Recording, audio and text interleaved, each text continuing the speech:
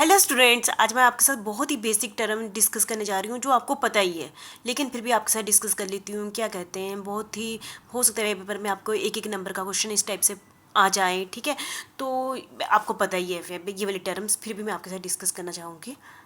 ठीक है, different value of share, share की वैल्यू होगी ना। मैंने आपको क्या कहा, शेयर की वैल्यू निकाली है। ठीक है, तो डिफरेंट टाइप्स की फेस वैल्यू भी होती है, बुक वैल्यू भी होती है ना, एक शेयर की कॉस्ट वैल्यू भी होती है, मार्केट वैल्यू भी होती है और कैपिटलाइज वैल्यू भी होती है।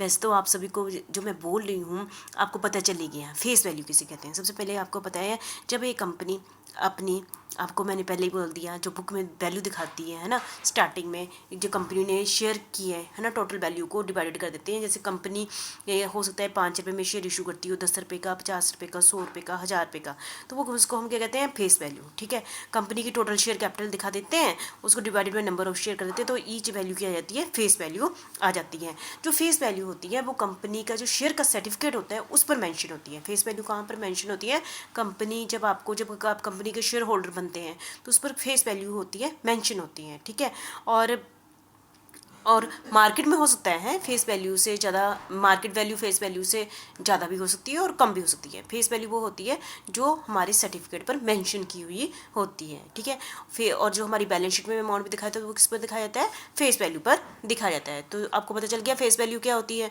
दूसरी होती है बुक वैल्यू। बुक वैल्यू क्या होती है, जो भी बैलेंस शीट में अमाउंट दिखाया होता है उसमें हम ऐड कर दो, क्या कर दो, क्योंकि रिजर्व एंड एक्यूमुलेटेड प्रॉफिट किसके होते हैं, शेयर होल्डर के ही होते हैं ना, उसको ऐड कर दो। यदि ये लॉसेस है, यदि ये लॉस है, एक्यूमुलेटेड लॉसेस है, उनको माइनस कर दो, तो वो जो वैल्यू रहती है उसको बुक वैल्यू कहते हैं। जो टोटल एग्रीगेट वैल्यू आ गई divided by number of share कर दो, तो हम क्या कहेंगे, एक शेयर की बुक वैल्यू ये है। ठीक है, समझ गए आप, मतलब कि जो भी बुक वैल्यू होगी उसमें आप रिजर्व एंड एक्यूमुलेटेड प्रॉफिट को ऐड कर दो। यदि ये एक्यूमुलेटेड लॉसेस है तो उसको माइनस कर दो, तो बुक वैल्यू आ जाएगी, उसको डिवाइडेड नंबर ऑफ शेयर कर दो, तो हम उसको कहेंगे बुक वैल्यू है। ठीक है, और कॉस्ट वैल्यू क्या होती है, नाम से ही पता चल गया। कॉस्ट वैल्यू, यदि कंपनी ने अपने ही शेयर मार्केट से खरीद लिए हैं, है ना, जिस पर खरीदे, कोई भी चीज़ हम खरीदते हैं, हम कहते ना, मैंने मार्केट में जाके पेन खरीदा था तो हम क्या कहेंगे, मुझे इस कॉस्ट पर पड़ा। ठीक है, तो जो जिस पर यदि हमने शेयर खरीदे हैं, जिस रेट पर खरीदे हैं, जो और उस साथ में उसको हमने खरीदते समय कोई ब्रोकरेज दी है, कमीशन दी है, वो भी इसमें ऐड होगा।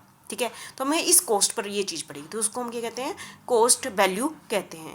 और मार्केट वैल्यू क्या कहते हैं, यदि किसी कंपनी के शेयर मार्केट में क्या है, लिस्टेड है, तो मार्केट में जो शेयर की वैल्यू हर समय आती रहती है ना, आपको पता है स्टॉक मार्केट में किसी भी एक दिन में काफ़ी रेट आते रहते हैं, opening price, closing price, highest price, lowest price, है ना, आते रहते हैं, तो उसको हम क्या कहते हैं, मार्केट वैल्यू कहते हैं। यदि हो सकता है ना, और मार्केट वैल्यू हो मतलब कि आपको मैंने पहले ही बता दिया, फेस वैल्यू से ज़्यादा भी हो सकते हैं और कम भी हो सकते हैं। इस पर डिमांड सप्लाई बहुत सारे फैक्टर का मार्केट वैल्यू पर क्या पड़ता है, इफेक्ट पड़ता है। लास्ट है हमारा कैपिटलाइज वैल्यू। कैपिटलाइज वैल्यू क्या होती है, average profit of the company. अब average profit of the company आपको पता ही क्या होता है, is capitalise at the normal rate of return. ठीक है, जैसे ऊपर प्रॉफिट ले लिया, डिवाइडेड बाय नॉर्मल रेट लिख दो, तो कैपिटल आ जाती है। ठीक है, क्या हम उस कैपिटल का कंपेयर कंपनी की एग्जैक्ट कैपिटल से कंपेयर करते हैं, यदि तो जो हमारा ऐसे कैपिटल आई और मार्केट में जो हमें कैपिटल मेरी बैलेंस शीट में शो की हुई है, यदि मैंने इस फार्मूले से कैलकुलेट की वो आई क्या, ज़्यादा आई, तो इसका मतलब मेरी वो आई ज़्यादा, तो इसका मतलब कि मैंने कम इन्वेस्टमेंट करके भी अच्छा रिटर्न कमा रही हूँ, इसका मतलब ये हुआ। तो कैपिटल, उसको हम क्या कहते हैं, कैपिटलाइज वैल्यू। मतलब यहाँ फार्मूला क्या है, एवरेज प्रॉफिट निकालो डिवाइडेड बाय, है ना, उस कंपनी को, और उसको नॉर्मल रेट से डिवाइड कर दो तो उसकी कैपिटलाइज वैल्यू निकाल दो, तो उसको हम क्या कहते हैं, कैपिटलाइज वैल्यू कहते हैं। ठीक है, इसको हमने फार्मूले में भी किया हुआ है, आपने वैल्यूएशन ऑफ गुडविल में भी किया हुआ है, तो वो आपको पता चला। फेस वैल्यू वो होती है जो आपके शेयर सर्टिफिकेट पर मेंशन होती है। बुक वैल्यू क्या होती है, जिसमें आप बुक में जो भी हमारी जो अकाउंट में मेंटेन की हो उसमें हम एक्यूमुलेटेड प्रॉफिट को ऐड कर लें या लॉसेस को माइनस करते हैं, उसको बुक वैल्यू कहते हैं। कॉस्ट वैल्यू की जाती है जिस पर हमने शेयर खरीदे होते हैं, उसको कॉस्ट वैल्यू कहते हैं। जो भी उस समय जो भी खर्चे किए हैं वो भी कॉस्ट वैल्यू में ही ऐड होते हैं। मार्केट वैल्यू जो हर समय मार्केट में शो होती रहती है ना, डिमांड एंड सप्लाई पर डिपेंड करता है। कैपिटलाइज वैल्यू क्या होती है, average profit is capitalise at normal rate of return. ठीक है, ये थे हमारी 5 टर्म जो मैंने आपको सभी को पता ही है, फिर भी मैंने आपके साथ डिस्कस कर ली, डिफरेंट वैल्यू ऑफ शेयर। और हमारा इस चैप्टर का मेन टॉपिक ही क्या है, method of valuation of share. कि अब तो मैंने अभी तक आपको ये करा है शेयर की, हमारा मेन टॉपिक क्या है, शेयर की वैल्यू को कैलकुलेट करना है। ठीक है, आपको बता दूं, इनकम जो हमारा कंपनी एक्ट 2013 है या कोई भी एक्ट है, कोई भी मेथड को नहीं सपोर्ट करता है। ठीक है। ये मेथड हमने अपने बेस पर बनाए हैं, 3 मेथड बनाए हैं, ठीक है। कंपनी एक्ट में कोई भी मेथड नहीं दिया है कि शेयर की वैल्यू आप ऐसे बनाइए, ठीक है। लेकिन फिर भी कंपनी ये सोचती है कि हमने अपने शेयर की वैल्यू इस मेथड से करनी है।